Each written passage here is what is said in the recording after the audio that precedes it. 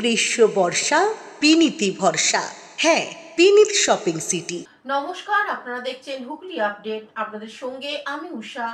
আসছে খবরে, আসন্ন দুর্গোৎসবে ব্যারাকপুর এলাকায় ঘুরে দেখলেন পুলিশ প্রশাসন। সামনে বাঙালির শ্রেষ্ঠ উৎসব দুর্গা উৎসব, আর তার ঠিক আগেই কাঁচরাপাড়ায় দুটি পুজো মণ্ডপে ভিজিটে আসলেন ব্যারাকপুরের পুলিশ কমিশনার মুরলীধর শর্মা। সাধারণ মানুষের জন্য কি সুরক্ষা রাখা হয়েছে পুলিশের তরফ থেকে সেগুলো জানালেন। डेफिनेटली प्रत्येक পুজোতেই আমাদের হেল্প ডেস্ক থাকবে, অ্যাসিস্ট্যান্স বুথ থাকবে, সব জায়গায় থাকবে। স্যার, দর্শনার্থীদের জন্য এবার নতুন কি কোনো নিয়ম আছে? নতুন নিয়ম বলতে গেলে আমরা কয়েকটা জায়গায় যে সার্কুলেশন প্ল্যান যেটা আছে সেটা আমরা কয়েকটা জায়গায় ভালো করার চেষ্টা করছি। আজকে আমি দেখে গেলাম, এখানে কিছু কিছু সাজেশন আমাদের অফিসারগুলো দিয়েছে। কৌশিক ঘোষের রিপোর্ট, হুগলি আপডেট। স্কুলে বেশ কয়েকদিন ধরে অনুপস্থিত কিছু ছাত্রছাত্রী বাড়ি গিয়ে খবর নিলেন জামালপুর পূর্বচক্রে পরিদর্শক।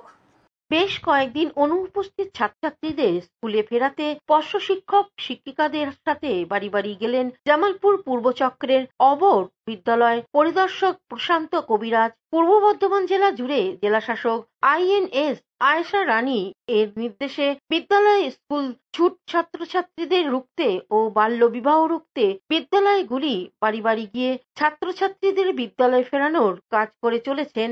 জামালপুর পূর্বচক্রে অবর বিদ্যালয় পরিদর্শক প্রশান্ত কবিরাজ বেলুগ্রাম আচার্য গিরিশচন্দ্র বসু বিদ্যাপীঠ ও সাদিপুর DSS বিদ্যা নিকেতন এই ছুটি স্কুলে তিনি নিজে যান। এই দুটি স্কুলে তিনি নিজে যান। সেখানে গিয়ে প্রধান শিক্ষক সহ পার্শ্ব শিক্ষকদের সাথে বসে কিভাবে এই সমস্ত স্কুল ছুট ছেলে মেয়েদের পুনরায় বিদ্যালয়ে ফিরিয়ে আনা যায় সে বিষয়ে বিস্তারিত কথা বলেন এবং এখনো পর্যন্ত এই সমস্ত ছেলে মেয়েদের বিদ্যালয়ে ফিরিয়ে আনতে তারা কি করেছেন সেগুলো খতিয়ে দেখেন। তার সঙ্গে ছিলেন স্পেশাল এডুকেটর অনিতা কর, এরপর স্থানীয় প্রাইমারি স্কুলের শিক্ষিকা, বিদ্যালয়ের ভারপ্রাপ্ত প্রধান শিক্ষক দেবাশিস মালিক, শিক্ষক শেখ নূর আলী সহ বিদ্যালয়ের সকল পার্শ্ব শিক্ষকদের নিয়ে তিনি গ্রাম ভিজিটে বের হন।